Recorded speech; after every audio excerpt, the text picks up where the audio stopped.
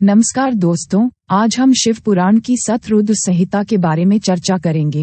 इससे पहले कि हम आगे बढ़ें, कृपया चैनल को सब्सक्राइब करें और वीडियो को लाइक करें। शतरुद्र संहिता। शौनक जी ने सूत जी से कहा, आपने मुझे शिव जी के विवाह और युद्ध संबंधी अनेक सुंदर आख्यान सुनाए। अब आप भगवान शंकर के अवतारों की गाथा सुनाने की कृपा करें। सूत जी ने कहा कि इसी रहस्यपूर्ण कथा को सुनने के लिए सनय कुमार जी ने नंदीश्वर जी से प्रार्थना की थी। जो कुछ उन्होंने सुनाया तुम्हें सुनाता हूँ, आप अत्यंत ध्यानपूर्वक सुने। नंदीश्वर जी ने कहा कि श्वेत लोहित नाम के 19वें कल्प में शिव जी का पहला सद्योजात नाम का अवतार हुआ। उस समय पर ब्रह्म का ध्यान करते हुए श्वेत लोहित नामक कुमार ब्रह्मा जी की शिखा से निकले। ब्रह्मा जी उन्हें सद्योजात शिव जानकर उन्हें प्रसन्न करने के लिए बार बार उनका चिंतन करने लगे। उनके चिंतन से नंदन, सुनंदन, विश्वनंदन, उपनंदन नाम के अनेक कुमार उत्पन्न हुए। उसके बाद ब्रह्मा जी को सृष्टि उत्पन्न करने की शक्ति सद्योजात के द्वारा प्रदान की गई। ब्रह्मा जी रक्त नाम के 20वें कल्प में रक्तवर्ण के हो गए। फिर उन्हीं के समान रक्त वाला नेत्र लेकर रक्तवर्ण के एक कामदेव नाम का पुत्र पैदा हुआ। उसे साक्षात शिव जानकर ब्रह्मा जी ने उसकी स्तुति की। उस रक्तवर्ण बालक से विवाह, विशोक, विरज और विश्वभावन नाम के 4 पुत्र उत्पन्न हुए। तभी कामदेव शिव ने ब्रह्मा जी को सृष्टि रचना की आज्ञा दी। ब्रह्मा जी पीतवास नाम के 21वें कल्प में पीत वर्ण के हो गए। उन्होंने पीले वस्त्र धारण किए। जब उन्होंने एक पुत्र की कामना की तो बहुत बड़ी भुजाओं वाला महातेजस्वी तत्पुरुष नाम का एक कुमार पैदा हुआ। ब्रह्मा जी ने उसे शिवजी का अवतार समझा। वो शिव गायत्री का जाप करने लगा। उसके पास से बहुत से कुमार प्रकट हुए और उस कुमार ने सृष्टि रचना की सामर्थ्य ब्रह्मा जी को प्रदान की। इसके बाद शिव नाम के 22वें कल्प में ब्रह्मा जी ने पुत्र की कामना से तप किया और एक काले वर्ण का अत्यंत तेजस्वी अघोर बालक पैदा हुआ। ब्रह्मा जी ने उसकी भी बहुत स्तुति की और उस बालक के पास से कृष्ण, कृष्ण रूप, कृष्ण शिख और कृष्ण कंठधारी 4 महात्मा उत्पन्न हुए। उन्होंने ब्रह्मा जी को सृष्टि की रचना के लिए अद्भुत घोर नामक योग दिया। विश्वरूप नाम के 23वें कल्प में ब्रह्मा जी के चिंतन से सरस्वती का आविर्भाव हुआ और उसी रूप में ईशान नाम के बालक का प्रादुर्भाव हुआ। फिर उस ईश्वर रूप से अपनी शक्ति से मुंडी, जटी, शिखंडी और अर्धमंडी 4 बालकों की उत्पत्ति हुई। उन्होंने सृष्टि उत्पन्न करने के लिए ब्रह्मा जी को आदेश दिया। सनय कुमार जी के अनुरोध पर नंदीश्वर ने शिव जी की अष्टमूर्तियों का भी परिचय दिया और यह भी बताया अष्टमूर्तियां किन विशिष्टताओं के कारण विश्वविख्यात हैं। शर्व भगवान शंकर विश्वंभर रूप में चराचर विश्व को पृथ्वी रूप से धारण करने के कारण सर्व अथवा शर्व कहलाते हैं। भव विश्व को जलमय रूप और जगत को संजीवन देने वाला जलमय रूप ही भव कहलाता है। उग्र जगत को बाहर और भीतर रहकर कर उसे स्पंदित करने वाला शिव का उग्र रूप ही उग्र कहलाता है। भीम शिव जी जब सबको अवकाश देने वाले नृपों के समूह के भेदक रूप में सर्वव्यापक और आकाशात्मक होते हैं तो भीम कहलाते हैं। पशुपति संपूर्ण आत्माओं के अधिष्ठाता और सारे क्षेत्रवासी पशुओं को काटने वाले शिव को पशुपति कहा जाता है। ईशान आकाश में सूर्य रूप में व्याप्त संपूर्ण संसार में प्रकाश करने वाला शिव रूप ईशान कहलाता है। महादेव रात्रि में चंद्रमा रूप से धरती पर अमृत वर्षा करता हुआ जगत को प्रकाश और तृप्ति देता हुआ शिव जी का मोहक रूप महादेव कहलाता है। रुद्र जीवात्मा रूप ही रुद्र है। जिस प्रकार वृक्ष के मूल में जल सींचने से वृक्ष के पत्र, पुष्प, फल आदि सभी हरे भरे हो जाते हैं, इसी प्रकार जगत के मूल शिव जी का पूजन अर्चन करने से मनुष्य को संपूर्ण पदार्थ अत्यंत सरलता से प्राप्त हो जाते हैं। भगवान शिव जी के द्वारा ब्रह्मा जी की इच्छा पूरी करने के लिए अर्धनारीश्वर रूप को धारण करने वाला इतिहास बताते हुए नंदीश्वर जी ने कहा कि हे सनय कुमार जी, जब ब्रह्मा जी अपनी मानसी सृष्टि के न बढ़ने के कारण बहुत चिंतित हो उठे तो आकाशवाणी हुई कि सृष्टि का विस्तार तो मैथुन की प्रक्रिया से होगा। लेकिन उस समय भगवान शंकर ने नारी रूप को उत्पन्न ही नहीं किया था, इसलिए ब्रह्मा जी ने नारी रूप के लिए घोर तप किया। शिव जी इससे प्रसन्न हुए और उन्होंने अर्धनारीश्वर, आधा पुरुष और आधा स्त्री का शरीर धारण किया। ब्रह्मा जी ने अपनी मनोकामना भगवान शंकर के सामने व्यक्त की तो भगवान शंकर ने अपने स्त्री शिवा रूप को अपने से अलग कर दिया। ब्रह्मा जी ने इस प्रकार शिव जी की शक्ति को उनसे पृथक हुआ देखकर उस शक्ति की स्तुति की और कहा कि सृष्टि की रचना में उन्हें बहुत कठिनता अनुभव हो रही है। ब्रह्मा जी ने भगवती से प्रार्थना की कि वे मैथुनी सृष्टि की रचना में सफलता दिलाने के लिए नारी कुल को प्रकट करें। ब्रह्मा जी की बात सुनकर शक्ति ने अपनी भुवों के बीच से एक दूसरी नारी रूप शक्ति को उत्पन्न करके ब्रह्मा जी को दे दिया। शिवजी ने ब्रह्मा जी के तप पर प्रसन्न होकर भगवती से यह अनुरोध किया तो शक्ति ने बताया कि वह दक्ष के घर जन्म लेगी और उनकी मैथुनी सृष्टि की इच्छा पूरी करेगी। ये कह शिवा अंतर ध्यान हो गई। नंदीश्वर जी ने सनय कुमार की जिज्ञासा पर ध्यान रखते हुए उन्हें अपने जन्म का वृतांत सुनाया। वे बोले, मेरे पिता शिलाद ऋषि ने पुत्र की कामना से बहुत दिनों तक तप किया। उनके तप से प्रसन्न होकर इंद्र ने उनसे वर मांगने के लिए कहा। इंद्र के कहने पर मेरे पिता शिलाद ने अयोनिज और मृत्युहीन पुत्र देने का वरदान मांगा। इस पर इंद्र ने कहा कि ऐसा वर देने की क्षमता केवल शिवजी में है। इंद्र की बात सुनकर शिलाद जी ने शिवजी की पूजा शुरू कर दी। इस पर भगवान शिव ने उन्हें अयोनिज और मृत्युहीन पुत्र प्राप्त करने का वरदान प्रसन्नतापूर्वक दे दिया। शिलाद मुनि घर आए और उनकी यज्ञ की अग्नि से मैं प्रकट हुआ। मुझ त्रिनेत्रधारी, चतुर्भुज और जटा मुकुटधारी को पुत्र रूप में पाकर मेरे पिता बहुत प्रसन्न हुए। मेरे पैदा होने से आनंदित होकर उन्होंने मेरा नाम नंदी रख दिया। अपने पिता की कुटिया में जाकर मैंने साधारण बालक का रूप धारण किया। जब मैं 7 वर्ष का हो गया तब मित्रावरुण मुझे देखने के लिए आए और इस बात पर आश्चर्य प्रकट करने लगे कि मैंने इतनी छोटी आयु में इतना ज्ञान प्राप्त कर लिया।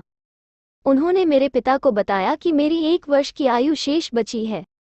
इससे मेरे पिता बहुत दुखी और चिंतित हुए, किंतु मैंने अपने पिता को आश्वासन दिया कि मैं भगवान शंकर की स्तुति से मृत्यु जीत लूंगा और यह कहकर मैंने तप करने के लिए महावन की ओर प्रयाण किया। महावन में जाकर मैंने भगवान शिव को प्रसन्न करने के लिए अत्यंत कठोर तप किया और उस तप से प्रसन्न होकर पार्वती सहित भगवान शंकर मेरे सामने प्रकट हुए। मैंने उन्हें प्रणाम करके फिर से उनकी स्तुति प्रारंभ की और वे मेरी स्तुति से प्रसन्न हुए। तब उन्होंने बताया कि मित्रावरुण को तो स्वयं भगवान शंकर ने भेजा था, नहीं तो मैं उनका अजर अमर पुत्र हूँ। भगवान शंकर ने मुझे अपने गणों का अधिपति बनाया। जैसे ही शिवजी ने कृपापूर्वक अपने गले से एक माला निकालकर मेरे गले में डाल दी, मैं तत्काल रुद्र रूप शिव बन गया। शिवजी ने मुझे अपने साथ चिरकाल तक रखने का वर प्रदान किया। समय आने पर मरुत की अत्यंत रूपवती सुयशा नाम की कन्या से मेरा विवाह करा दिया। हम दोनों पति पत्नी को भगवती पार्वती ने अपने चरणों की भक्ति प्रदान की और हम उन्हीं के पास रहकर उनका गुणगान करने लगे। नंदीश्वर जी ने भगवान शंकर के संपूर्ण रूप भैरव जी की उत्पत्ति की कथा सुनाई। वे सनय कुमार जी से बोले कि अनेक लोग ऐसे हैं जो शंकर जी की महिमा को नहीं समझते और भैरव को उनका प्रतिरूप नहीं मानते। वास्तव में भैरव भगवान शंकर के ही प्रतिरूप हैं। शिव जी की माया अगम्य है। इस अगम्य माया के संबंध में उसकी वास्तविकता का परिचय कराते हुए मैं तुम्हें एक पुराना कथानक सुनाता हूँ। एक बार ब्रह्मा जी सुमेरु पर्वत पर बैठे हुए थे। देवता लोग उनके पास आए और उनसे अनुरोध किया कि वे अविनाशी तत्व के विषय में कुछ बताएं। ब्रह्मा जी उस समय शिवजी की माया से मोहित थे, इस कारण उस तत्व को न जानते हुए भी वे कहने लगे कि एकमात्र मैं ही संसार को उत्पन्न करने वाला हूँ। मैं अनादि भोक्ता हूँ, आज एकमात्र ईश्वर निरंजन और ब्रह्म हूँ। मैं ही सर्वातीत पूर्ण ब्रह्म हूँ। वहाँ विष्णु भी मुनियों की मंडली में विद्यमान थे। उन्होंने ब्रह्मा जी को समझाया कि तुम मेरी आज्ञा से ही सृष्टि के रचयिता बने हो। मेरा अनादर करके तुम किस प्रकार अपने आप को प्रभु सिद्ध कर सकते हो। तब ब्रह्मा और विष्णु अलग अलग रूप से अपना प्रभुत्व स्थापित करने लगे। जब विष्णु और ब्रह्मा अपना अपना प्रभुत्व स्थापित करने लगे तो यह निर्णय हुआ कि वेदों से पूछा जाए। चारों वेद मूर्ति धारण करके अपना अपना मत प्रकट करने के लिए आए। ऋग्वेद ने अपना मत प्रकट करते हुए कहा कि जिसके भीतर संपूर्ण भूत निहित है और जिससे सब कुछ संचालित होता है, ये परम तत्व रुद्र ही है। यजुर्वेद ने कहा कि हम वेद भी जिसके द्वारा प्रमाणित होते हैं और जो ईश्वर के संपूर्ण यज्ञों तथा योगों से भजन किया जाता है, वो शिव ही है। सामवेद ने कहा कि जो सारे सांसारिकों को आकर्षित करता है, जिसे योगी खोजते हैं और जिसकी शोभा से सारा संसार प्रकाशित होता है, वो त्रयंबक शिव ही है। अथर्ववेद ने कहा कि जिसका साक्षात्कार भक्ति से होता है और जो सुख दुखातीत परब्रह्म है, वो केवल शंकर है। विष्णु जी ने वेदों के इस कथन के बाद भी कहा कि नित्य शिवा से रमण करने वाले धूल धूसरित वेशधारी, पीतवर्ण सर्पों से घिरे हुए, बैल पर चढ़ने वाले शिवजी को परब्रह्म नहीं माना जा सकता। ओंकार जी ने इस विवाद को सुनकर शिव को ही नित्य और सनातन ज्योति स्वरूप परब्रह्म बताया, किंतु विष्णु और ब्रह्मा शिव जी की माया से विमोहित थे, अतः उनका मत नहीं बदला। उसी समय दोनों के बीच एक ऐसी विशाल ज्योति प्रकट हुई जिससे ब्रह्मा का पंचम सिर जलने लगा। थोड़ी देर में ही त्रिशूल धारण करने वाले नीललोहित वहां प्रकट हुए और ब्रह्मा अज्ञान के वशीभूत होकर उन्हें अपना पुत्र बताकर अपनी शरण में आने के लिए कहने लगे। ब्रह्मा जी की गर्वपूर्ण बातों को सुनकर शिव जी क्रोधित हुए और उन्होंने उसी समय भैरव को उत्पन्न किया तथा उसे ब्रह्मा पर शासन करने का आदेश दिया। शिव जी ने भैरव के भीषण होने के कारण तथा काल को भी भयभीत करने वाले उस काल भैरव को, जो भक्तों के पापों का नाश करने वाला था, उसे पाप भक्षक नाम देकर काशी का राजा बना दिया। इसके बाद काल भैरव ने ब्रह्मा का पंचम सिर अपनी उंगलियों के नाखूनों के अग्रभाग से काट दिया। इस पर ब्रह्मा शत्रुद्री पाठ करने लगे। ब्रह्मा और विष्णु को सत्य का ज्ञान हो गया और वे शिवजी की महिमा का गान करने लगे। इससे प्रसन्न होकर शिवजी ने उन दोनों को अभयदान दिया और भैरव से कहा कि तुम ब्रह्मा के कपाल को धारण करके भिक्षा मांगते हुए वाराणसी चले जाओ, वहां के प्रभाव से तुम ब्रह्महत्या के पाप से मुक्त हो जाओगे। भैरव जी शिवजी की आज्ञा से हाथ में कपाल लेकर काशी की ओर चलने लगे तो ब्रह्महत्या भी उनके पीछे पीछे गई। विष्णु जी ने उनकी स्तुति की और माया से मोहित न होने का वरदान मांगा। जब विष्णु ने ब्रह्महत्या को भैरव का पीछा न करने के लिए कहा तो उसने बताया कि वह तो अपने को पवित्र और मुक्त करने के लिए उनके पीछे जा रही है। जैसे ही भैरव काशी पहुंचे तो उनके हाथ से चिपटा कपाल पृथ्वी पर गिर पड़ा और तब से उस स्थान का नाम कपालमोचन तीर्थ पड़ा। इस तीर्थ में आकर जो व्यक्ति विधिपूर्वक पिंडदान और देवों का तर्पण करता है, वो ब्रह्महत्या के पाप से मुक्त हो जाता है। शिवजी के चरित्र को सुनते हुए और सनय कुमार जी की श्रद्धा भावना को देखते हुए नंदीश्वर जी ने उनके और कई अवतारों के विषय में बताया। इन अवतारों की संख्या अनेक है, किंतु 21 प्रमुख हैं। शरभ अवतार। विष्णु जी का क्रोध नरसिंह रूप धारण कर हिरण्यकशिपु का वध करने के बाद भी जब शांत नहीं हुआ तो देवों के अनुरोध पर प्रहलाद ने नरसिंह भगवान की स्तुति करके उनको शांत करने की कोशिश की, फिर भी उन्हें सफलता नहीं मिली। तब देवता लोग भगवान शंकर की शरण में आए और भगवान शंकर ने वह दायित्व अपने ऊपर लिया कि वे नरसिंह की ज्वाला को शांत कर देंगे। शिवजी ने प्रलयनकारी भैरव रूप वीरभद्र का शांत वेश धारण कर नरसिंह जी के पास जाकर उन्हें समझाने का प्रयास किया। वीरभद्र ने जाकर उनसे कहा कि वो आदि देव भगवान शंकर के अनुरोध पर उनका क्रोध शांत करने के उद्देश्य से यह रूप धारण करके आया है। उसने कहा कि आपने जिस काम के लिए ये रूप धारण किया था वो संपन्न हो गया, अतः अब आप सामान्य हो जाइए। नरसिंह ने ये सुनकर भी अपने को समस्त शक्तियों का प्रवर्तक बताया और वीरभद्र के वचनों की उपेक्षा की। वीरभद्र के बार बार समझाने पर भी विष्णु ने अपना क्रोध नहीं छोड़ा। इस पर शिवजी के कठिन तेज से शरभ रूप प्रकट हुआ और उसने नरसिंह को अपनी भुजाओं में इस प्रकार जकड़ लिया कि वो व्याकुल हो गए। शरभ नरसिंह को उठाकर कैलाश पर ले आया और वृषभ के नीचे डाल दिया। उसने नरसिंह के सारे अवयवों को अपने में लय कर लिया। इससे देवताओं का भय दूर हुआ और वे शंकर की स्तुति करने लगे। गृहपति अवतार। नरपुर नाम का एक स्मरणीय नगर नर्मदा नदी के किनारे स्थित था। उसमें शिवजी का भक्त वैश्वना मुनि रहता था। उसने अपनी पतिव्रता स्त्री की सेवा से प्रसन्न होकर एक वरदान मांगने के लिए कहा। तब उसने कहा था कि मैं महादेव को पुत्र रूप में चाहती हूँ। ये सुनकर विश्वना मुनि ने पत्नी की इच्छा पूरी करने के लिए वीरेश्वर लिंग की काशी में आकर विधिपूर्वक पूजा की। शिवजी प्रसन्न हुए और उन्होंने मुनि को दर्शन दिए तथा उसकी प्रार्थना स्वीकार कर ली। मुनि प्रसन्न होकर अपने घर आया। थोड़े समय बाद उसकी पत्नी ने एक पुत्र रत्न को जन्म दिया। उसका नाम गृहपति रखा गया। वो इतना तेजस्वी था कि तीनों लोकों में उसका नाम हो गया। नारद जी ने एक बार आकर उस दिव्य बालक के उज्ज्वल भविष्य की घोषणा की और बताया कि 12 वर्ष की आयु होने पर इस बालक को आग और बिजली का भय रहेगा। इससे माता पिता चिंतित हुए, लेकिन शिवजी की महिमा के कारण वे आश्वस्त हो गए। इधर गृहपति ने काशी में जाकर विश्वेश्वर लिंग की पूजा की। इंद्र उसके तप से प्रसन्न हुए और उससे वर मांगने के लिए कहा, लेकिन बालक ने शिवजी के अलावा और किसी से कुछ भी न मांगने की इच्छा व्यक्त की। तब क्रोधित होकर इंद्र ने उस पर वज्र से प्रहार किया। बालक मूर्छित हो गया। शिवजी ने अपने हाथ के स्पर्श से उसको सचेत किया और कहा कि उसे कोई चिंता नहीं करनी चाहिए, क्योंकि शिवजी ने ही उसकी परीक्षा के लिए इंद्र को भेजा था। बालक शिवजी के दर्शन करके प्रसन्न हो गया और शिवजी ने उसे अजर अमर करके दिशाओं का अधिपति बना दिया। यक्षेश्वर अवतार। देवताओं के मिथ्या अभिमान और औद्धत्य को दूर करने के लिए शिवजी ने यक्षेश्वर अवतार धारण किया।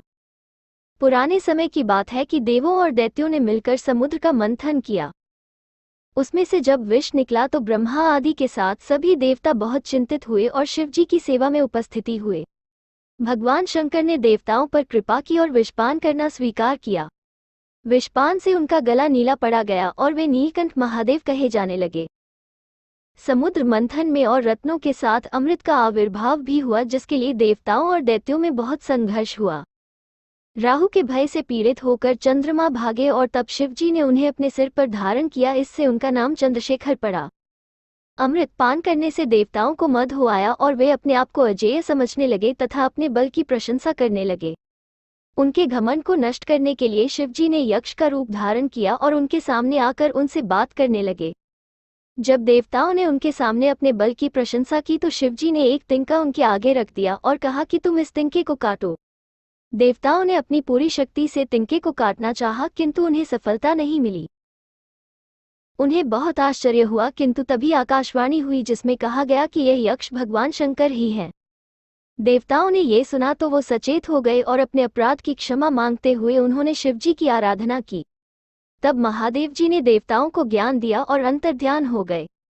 एकादश रुद्र अवतार। पुराने समय में जब इंद्र अमरावती छोड़कर भाग गए तब उनके शिव भक्त पिया कश्यप को बड़ा दुख हुआ।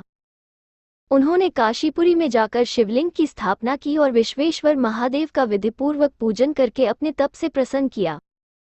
शिवजी उन पर प्रसन्न हो गए और उन्होंने कश्यप जी को विश्वास दिलाया कि वे देवताओं की दैत्य संबंधी बाधा को दूर करने का प्रयास करेंगे।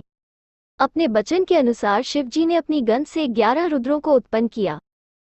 इनके नाम इस प्रकार है: कपाली, पिंगल, भीम, विरूपाक्ष, शास्त्र, विलोहित, अधिपाद्य, अर्हिबुधन्य, शंभु, चंद तथा भव। इनके जन्म लेने के बाद इनके द्वारा शिवजी ने दैत्यों का विनाश करवाया और देवताओं को उनकी अलकापुरी वापस दिला दी। दुर्वासा अवतार। एक समय ऋष नामक पर्वत पर ऋषि अत्रि ने अपनी पत्नी अनसुया के साथ कठोर तप किया। उनके तप से ब्रह्मा, विष्णु और महेश तीनों प्रसन्न हुए और उन्हें एक एक पुत्र उत्पन्न होने का वर दिया। इस वर के अनुसार ब्रह्मा के अंश से चंद्रमा, विष्णु के अंश से दुर्वासा को अनसुया ने अपने उदर से उत्पन्न किया। यही दुर्वासा एक बार अम्बरीश की परीक्षा लेने गए।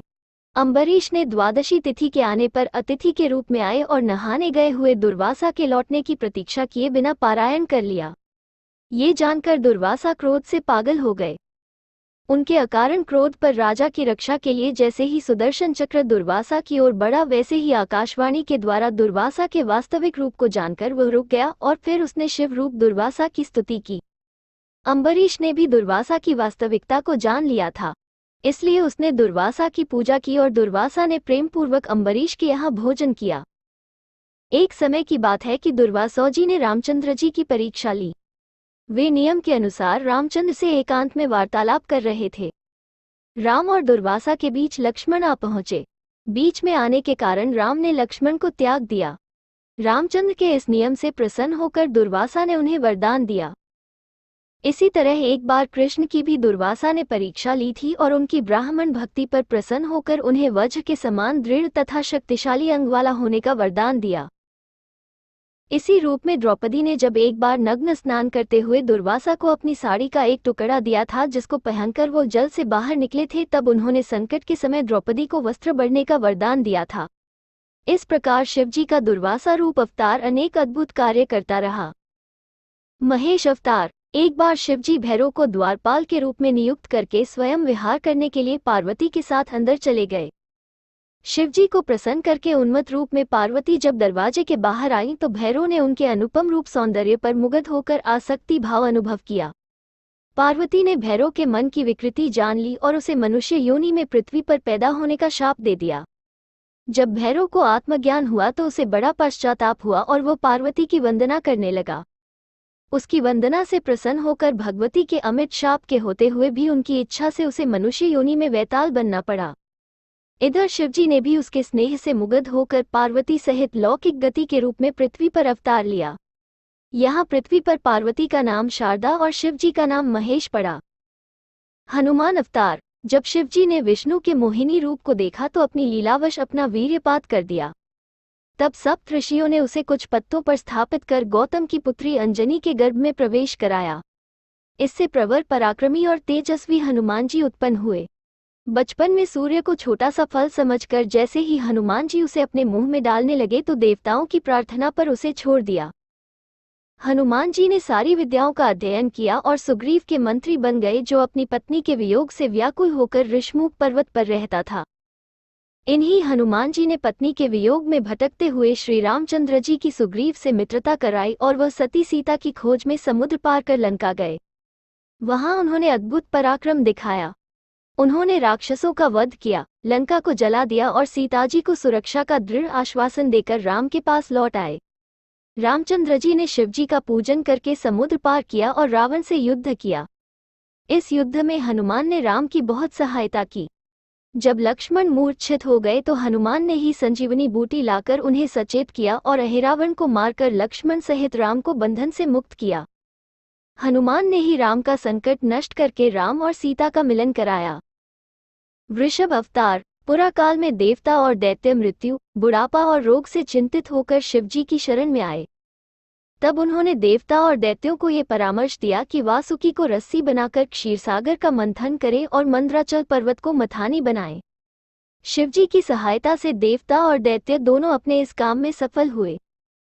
समुद्र मंथन में 14 रत्न प्राप्त हुए। लक्ष्मी, चंद्रमा, पारिजात, शंख, कामधेनु, कौत्सुभ मणि, अमृत, धन्वंतरी, उच्चश्रवा, मदिरा, विष, शार्क, कल्पवृक्ष और ऐरावत। इन रत्नों का देवता और दैत्यों ने यथारूप वर्ण किया। दैत्यों ने बलपूर्वक देवताओं से अमृत कलश छीन लिया और अपने अधिकार में कर लिया। जब देवता पराजित हो गए तो उन्होंने शिवजी से प्रार्थना की। तब शिवजी की आज्ञा से विष्णु ने मोहिनी का रूप धारण करके दैत्यों से अमृत छीनकर देवताओं को पिलाया। इस पर दैत्यों ने बहुत उत्पात मचाया, किंतु विष्णु के द्वारा देवताओं की रक्षा हुई। कुछ दैत्य अपनी रक्षा के लिए पाताल लोक में चले गए। विष्णु ने वहां भी उनका पीछा किया। वहां उन्होंने देखा अनेक चंद्रमुखी स्त्रियां विद्यमान है। विष्णु जी ने उन सबके साथ रमण करके युद्ध में कुशल अनेक पुत्र उत्पन्न किए। इन पुत्रों ने पृथ्वी पर बहुत उत्पात मचाया। इनके उत्पात से परेशान होकर मुनि लोग ब्रह्मा जी को साथ लेकर शिव जी के पास गए और उनसे प्रार्थना की। ब्रह्मा और मुनियों की प्रार्थना पर शिव जी ने वृषभ का रूप धारण करके पाताल के विव में प्रवेश किया। वहां उन्होंने भीषण गर्जन किया। विष्णु के पुत्रों ने शिवजी पर आक्रमण किया। इस पर वृषभ वेशधारी शिवजी ने अनेक विष्णु पुत्रों को नष्ट कर दिया। अनेक को पराजित करते हुए बहुतों को मार डाला। विष्णु भी शिवजी की वास्तविकता न समझने के कारण उन पर आक्रमण करने लगे। इस पर शिवजी ने अपने को न पहचानने वाले विष्णु पर भीषण आक्रमण किया और अपने सींगों से उन्हें विदीर्ण कर दिया। जब विष्णु ने वृषभ की वास्तविकता को पहचान लिया तो उन्होंने शिवजी की स्तुति की और उन्हें प्रसन्न किया। विष्णु ने कहा कि हे प्रभु, मैं आपकी माया से विमोहित होकर आपसे युद्ध कर बैठा हूँ, किंतु सेवक और स्वामी का युद्ध नहीं होता है। शिवजी ने विष्णु के अज्ञान के कारण उन पर क्रोध व्यक्त किया और विष्णु लज्जित हुए तथा अपमानित होकर वहां से जाने लगे। शिवजी ने उन्हें रोका और उनका चक्र वहां पर रखवा लिया, किंतु उन्हें दूसरा चक्र प्रदान किया। इसके बाद विष्णु जी ने शिवजी से कहा कि इन रमणियों से जो चाहे रमण करे, तो शिवजी ने इसका विरोध किया। तब उन्होंने स्वयं उन पर शासन किया और विष्णु के दर्प का दलन करके वे वापस लौट आए। पिप्पलाद अवतार। एक समय देवताओं को वृत्रासुर ने पराजित कर दिया था, तो देवता लोग ब्रह्मा जी के परामर्श से दधीची के आश्रम में आए और उनकी सेवा की। दधीची ने अपनी पत्नी सुरवचा को घर भेजकर देवताओं से उनके आने का कारण पूछा। देवताओं ने बताया कि वे उनकी अस्थियां मांगने आए हैं। दधीची ने शिवजी का ध्यान करके अपना शरीर त्याग दिया और इंद्र जल्दी ही कामधेनु से उनकी अस्थियां निकलवाकर और त्वष्टा के निरीक्षण में विश्वकर्मा को वज्र रूप अस्त्र बनाने का आदेश दिया। बाद में इंद्र ने इस वज्र से वृत्रासुर का वध किया था। जब दधीची की पतिव्रता पत्नी घर से बाहर आई और उसने अपने पति को नहीं देखा तथा सारे वृतांत का उसे पता चला, तो वह अग्नि में जलने के लिए तैयार हो गई। इसी समय आकाशवाणी हुई जिसमें कहा गया कि मुनीश्वर का तेज तुम्हारे गर्भ में विद्यमान है, इसलिए तुम आत्मदाह का विचार छोड़ दो। सुरवचा ने दुखी होकर देवताओं को पशु होने का शाप दिया और अपने गर्भ को पत्थर से तोड़ डाला। उसके गर्भ से दिव्य कांति वाला बालक उत्पन्न हुआ। सुरवचा ने उसे साक्षात शिव समझा और प्रणाम किया। सुरवचा ने बालक रूप शिव से प्रार्थना की कि वे पीपल के मूल में निवास करें और उसे पतिलोक में जाने की आज्ञा दें। इतना कहकर वो समाधिस्थ हो गई और अपने पाते के पास चली गई। इधर ब्रह्मा आदि सभी देवताओं ने शंकर जी के नए अवतार को जानकर प्रसन्नता प्रकट की। ब्रह्मा ने उसका नाम पिप्पलाद रखा और अपने लोक को चले गए।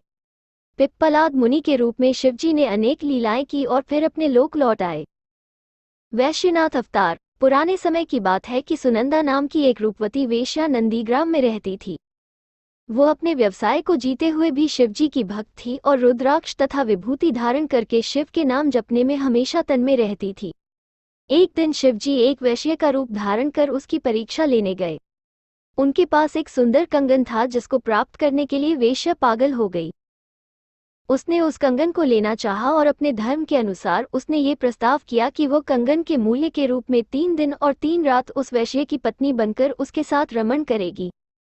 वैश्य रूपधारी शिवजी ने इस बात को स्वीकार कर लिया। सुनंदा ने कंगन लेकर अतिथि वैश्य को एक बहुत सुंदर सेज पर सुला दिया। इतने में ही घर में आग लग गई। इसकी सूचना पाकर वो व्याकुल हो गई। उसने ये जाना कि उस आग में कंगन जल गया। उस कंगन के कारण वैश्य ने चिता बनवाकर आत्मदाह कर लिया। वैश्य के जलने के कारण सुनंदा अपनी प्रतिज्ञा पूरी नहीं कर पाई। इस कारण वह भी व्याकुल हो उठी और अपने प्राणों का विसर्जन करने को आतुर हो गई। उसकी इस निष्ठा को देखकर शिवजी अपने रूप में प्रकट हुए और अपने दिव्य दर्शनों से उसे कृतार्थ कर वर मांगने के लिए कहा। सुनंदा ने उनके चरणों में गिरकर उनसे नित्य प्रति भक्ति का वरदान मांगा। शिवजी ने तथास्तु कहकर वो वर दिया। द्विजेश्वर अवतार। पुराने समय की बात है कि भद्रायु अपनी पत्नी सीमंती के साथ वन विहार के लिए गया। उसी वन में शंकर और पार्वती भी द्विज दंपति के रूप में वन विहार के लिए पहुंच गए। वहां एक मृगराज अचानक प्रकट हुआ। उससे शिवजी डर गए और अपनी रक्षा के लिए उस राजा की शरण में गए। राजा ने अपने भयंकर अस्त्रों से उस मृगराज पर आक्रमण किया, लेकिन उसका आक्रमण निरर्थक सिद्ध हुआ और वह ब्राह्मण की स्त्री को मुंह में दबाकर भाग गया। ये देखकर ब्राह्मण ने राजा को बहुत बुरा भला कहा और अपनी पत्नी के वियोग में जल मरने के लिए तैयार हो गया।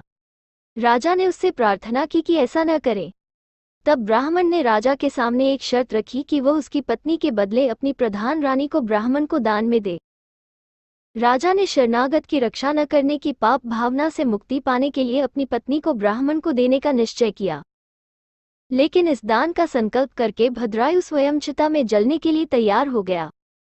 तब शिवजी ने अकस्मात प्रकट होकर उसे वास्तविकता का ज्ञान कराया तथा बताया कि उसकी पत्नी वस्तुतः पार्वती है और सिंह माया निर्मित है। यतिनाथ अवतार। आहुका नामक एक शिव भक्त भील दंपति अबुंदाचल पर्वत के पास रहते थे। एक समय खाने की खोज में आहुक बहुत दूर निकल गया। जब वो थककर घर आया तो यति के रूप में शिवजी उसके घर आए हुए थे। उसने उनका पूजन किया और यति ने रात उसके यहाँ व्यतीत करने की इच्छा प्रकट की तो भील संकोच में पड़ गया। आहुका ने गृहस्थ की मर्यादा का स्मरण कराते हुए ये प्रस्ताव रखा कि यति घर में विश्राम करे और आहुक बाहर रहकर देखभाल करे। आहुक ने यह बात मान ली और यति को घर में रहने की अनुमति दे दी। वो धनुष बाण लेकर बाहर रक्षा करने लगा। प्रातःकाल आहुका और यति ने देखा कि आहुक को पशु खा गए। आहुका ने कहा कि मैं चिता में जलकर अपने पति के पास पहुंच जाऊंगी। जब आहुका चिता में जलने लगी तो शिवजी ने प्रकट होकर उसे दर्शन दिए और वरदान दिया। इस वरदान से ही अगले जन्म में आहुक राजा नल बना और आहुका दमयंती। अवधूतेश्वर अवतार। एक समय अन्य देवताओं को साथ लेकर बृहस्पति और इंद्र शंकर जी के पास आए। शिवजी ने इंद्र की परीक्षा लेने के लिए अवधूत का रूप धारण कर लिया और उसका मार्ग रोका। जब इंद्र ने उसका परिचय पूछा तो भी वो चुप रहा। इस पर इंद्र ने अवधूत पर प्रहार किया। वो अपना वज्र छोड़ना ही चाहता था कि वो जड़ हो गया। तब बृहस्पति ने शिवजी को पहचान लिया और उनकी आराधना की। शिवजी ने प्रसन्न होकर इंद्र को क्षमा कर दिया। सुरेश्वर अवतार। व्याघ्रपाद का पुत्र उपमनु अपने मामा के यहाँ रहता था। वो हमेशा से पीड़ित रहता था और उसको दूध आदि भी ठीक तरह से नहीं मिलते थे। उसकी माता ने अभाव की पूर्ति के लिए पुत्र को शिवजी की शरण में जाने के लिए कहा। उपमन्यु ने ॐ नमः शिवाय का जप किया और शिवजी को प्रसन्न किया। शिवजी ने इंद्र का रूप धारण कर उसे दर्शन दिए और शिवजी की बुराई करते हुए अपने से वर मांगने के लिए कहा। लेकिन उपमन्यु इस पर क्रोधित हो उठा और इंद्र को मारने दौड़ा। इस प्रकार शिवजी ने उपमन्यु के मन में अपने लिए अटूट भक्ति और श्रद्धा देखकर उसे अपने रूप के दर्शन कराए और क्षीरसागर के समान एक अनश्वर सागर प्रदान किया। कृष्ण दर्शन अवतार। एक समय इक्ष्वाकु वंश में श्राद्ध देव की 9वीं पीढ़ी में राजा नभग का जन्म हुआ। नभग विद्याध्ययन के लिए गए और गुरुकुल से बहुत देर तक वापस नहीं आए। तब छोटे भाइयों ने राज्य का आपस में विभाजन कर लिया और नभग का किसी को भी ध्यान नहीं रहा। जब वो लौट कर आए तब उन्हें कहा गया कि उनका भाग तो पिता के पास है, किंतु पिता ने भी इस बात को असत्य बताया तथा उन्हें कहा गया कि यदि उन्हें समृद्ध होना है तो वो यज्ञ को संपन्न करें और ब्राह्मणों के मोह को दूर करके उससे समृद्धि मांगे। नभग ने यज्ञ भूमि में पहुंचकर विश्वदेव सूक्त से भगवान शंकर की आराधना और पूजन किया। उसने यज्ञ संपन्न कराया। आंगिरस ब्राह्मण यज्ञ का शेष धन नभग को देकर स्वर्ग चले गए। इसी समय शिवजी ने कृष्ण रूप में दर्शन देकर नभग की परीक्षा ली और कहा कि शेष धन पर इनका अधिकार है। जब विवाद बढ़ा तब शिवजी ने उसके पिता से निर्णय कराने के लिए कहा। श्राद्ध देव ने कहा कि यह पुरुष भगवान शंकर है और यज्ञ में शेष वस्तु उन्हीं की है। यदि वे चाहे तो तुम इसे पा सकते हो। पिता के वचनों को सुनकर नभग ने अनेक प्रकार से शिवजी की पूजा की और उनके दिए हुए ज्ञान से उनकी सद्गति हुई। भिक्षुवर्य अवतार। एक समय की बात है कि विदर्भ के नरेश सत्यरथ को शत्रुओं ने मार डाला और उनकी गर्भवती पत्नी ने कठिनता से अपने प्राण बचाए। समय पर उसके पुत्र उत्पन्न हुआ और जब रानी तालाब के किनारे पानी पीने गई तो वहां एक घड़ियाल के द्वारा निगल ली गई। उसका पुत्र भूख प्यास से चिल्लाने लगा। तब वहां शिवजी की माया से विमोहित एक भिखारिन पहुंची और उसे बालक पर दया आ गई। शिवजी ने भिक्षुक रूप धारण कर उसे बालक के विषय में बताया और कहा कि वो इसका पालन पोषण करे। ये बालक शिव भक्त विदर्भ नरेश सत्यरथ का पुत्र है। शिवजी ने भिक्षुनी को अपने योग के दर्शन कराए। भिक्षुनी ने उनकी आज्ञा से बालक का पालन पोषण किया जो बड़ा होकर शिवजी की कृपा का पात्र बना। ब्रह्मचारी अवतार। यह अवतार भगवान शंकर ने पार्वती की परीक्षा लेने के लिए लिया था। जब सती ने हिमालय राज के यहाँ जन्म लिया और शिवजी को पाने के लिए तपस्या की तब पहले तो शिवजी ने सप्तर्षियों को परीक्षा के लिए भेजा और बाद में ब्रह्मचारी के रूप में स्वयं गए। ब्रह्मचारी के रूप में उन्होंने शिवजी की बुराई की, जिसे सुनकर पार्वती ने ब्रह्मचारी को बहुत बुरा भला कहा। शिव ने प्रसन्न होकर अपने दर्शन दिए और फिर पार्वती से विवाह कर लिया। किरात अवतार। अर्जुन ने शिव को प्रसन्न करने के लिए घोर तप किया। जब दुर्योधन को पता चला तो उसने मूक दैत्य को बाधा डालने के लिए भेजा। उसने सुअर का वेश धारण करके अर्जुन पर आक्रमण किया। दूसरी तरफ भगवान शंकर ने अपने भक्त की रक्षा के लिए सुअर पर बाण चलाया। इस समय शंकर किरात का वेश धारण किए हुए थे। अर्जुन ने शिव को न पहचान कर कहा कि यह सुअर मेरे द्वारा मारा गया है, जबकि किरात वेशधारी शिव ने उस पर अपना अधिकार जमाया। इस बात पर दोनों में भयंकर युद्ध छिड़ गया। अर्जुन के सारे शस्त्र बेकार हो गए। निराश होकर वो फिर शिव की आराधना में लग गया। जब उसने देखा कि उसके द्वारा डाली गई शिवजी की मूर्ति की माला किरात के गले में पड़ी है तो उसे वास्तविकता का ज्ञान हो गया और इतने में ही शिवजी ने उसे अपने दिव्य रूप के दर्शन कराए और पाशुपत अस्त्र दिया। नटनर्तक अवतार। जिस समय तप में लीन पार्वती को शिवजी ने दर्शन दिए और उसके पिता से विधिवत उसे मांगने की प्रार्थना स्वीकार की तो भगवान शंकर ने नटनर्तक का रूप धारण किया। उन्होंने बाएं हाथ में त्रिशूल धारण किया और दाएं हाथ में डमरू लिया और बहुत सुंदर नृत्य किया। उनके नृत्य से वहां पर उपस्थित सभी लोग बहुत प्रसन्न हुए। तब मैना स्वयं रत्न का थाल भरकर वहां उसे देने के लिए आई, परंतु शिवजी ने भिक्षा में पार्वती को मांगा तो मैना बहुत क्रुद्ध हुई। इतने में ही वहां पर हिमाचल राज आ गए और वह भी नर्तक की मांग पर बहुत क्रोधित हुए। उन्होंने अपने नौकरों को उसे निकाल देने के लिए आज्ञा दी, किंतु नौकर ऐसा नहीं कर पाए। कुछ देर बाद नर्तक वेशधारी शिवजी ने पार्वती को अपना रूप दिखाकर अपने आप चले गए। उनके चले जाने के बाद मैना और हिमाचल को वास्तविकता का ज्ञान हुआ और उन्होंने पार्वती को शिवजी को देने का निर्णय किया। विभु अश्वत्थामा अवतार। बृहस्पति के पौत्र और भारद्वाज के अयोनिज पुत्र द्रोणाचार्य ने शिवजी को अपने तप से प्रसन्न किया और उनसे तेजस्वी पुत्र मांगा। फलस्वरूप यथासमय अश्वत्थामा का जन्म हुआ, जिसके बल पर कौरवों को बहुत गर्व हुआ। अश्वत्थामा ने कृष्ण अर्जुन आदि के देखते देखते पांडवों को परास्त किया। जब उसने ब्रह्मास्त्र का प्रयोग किया तो अर्जुन ने शैवास्त्र का प्रयोग करके उसे शांत कर दिया। अश्वत्थामा ने शिवजी के अस्त्र से उत्तर के गर्भस्थ शिशु को निर्जीव कर दिया, लेकिन फिर भगवान श्री कृष्ण ने शिवजी की कृपा से उसे पुनर्जीवित किया। इसके उपरांत श्री कृष्ण और सभी पांडवों ने अश्वत्थामा का पूजन किया। साधु अवतार। जब हिमाचल राज ने अपनी पुत्री पार्वती को शिवजी को देने का निश्चय कर लिया, तब देवताओं को ईर्ष्या होने लगी और उन्होंने ये सोचा कि कहीं पर्वतराज शिवजी की कृपा से निर्वाण पथ का अधिकारी न हो जाए।